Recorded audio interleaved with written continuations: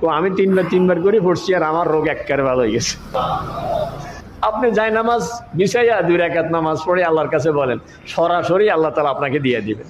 যেটা দুনিয়ার কেউ পারে না, সেটা পারে কে? আল্লাহ তাআলা দিয়ে দিবেন, আল্লাহ তাআলা করে দিবেন। এবার যে একজন লোক আমার খুব পরিচিত, ঢাকায় শিক্ষা ভবনে চাকরি করতেন না, খুবই সৎ মানুষ, খুবই ভালো মানুষ। উনি মারাত্মক ক্যান্সারে আক্রান্ত, কারণ পাকস্থলীতে ক্যান্সার। এই জায়গায় ক্যান্সার হলে তো বাঁচার কথা না।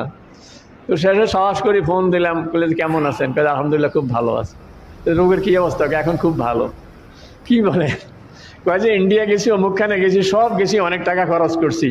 শেষে একজনে বলল যে সূরা আনআমের 17 নম্বর আয়াত, ওয়াইয়ামসাসকাল্লাহু বিদুররিন ফালা কাশিফা লাহু ইল্লা হু ওয়াইয়ামসাসকা বিখাইরিন ফাহুয়া আলা কুল্লি শাইইন কাদির। কয় এই আয়াত প্রত্যেক নামাজের পরে 3 বার পড়বেন। অর্থ হইলো যদি কোনো বিপদ আসে আল্লাহ ছাড়া এটা কেউ এটা সরাইতে পারে না। আর যদি কোনো ভালো কেউ দিতে চায় আল্লাহ তাআলা, এটাকে কেউ ঠেকাইতে পারে না। তো আমি তিনবার করে পড়ছি আর আমার রোগ একবারে ভালো হয়ে গেছে। আমি আশ্চর্য হয়ে গেছি, হুজুর একিনের সাথে পড়ছি, দেখছি যে দুনিয়ার কোনো ডাক্তার আমাকে ভালো করতে পারবে না, ভালো করতে পারে একমাত্র আল্লাহ। ওই একিনের সাথে ভরছি, তো আল্লাহ তাআলা আমার রোগ ভালো করে দিয়েছে।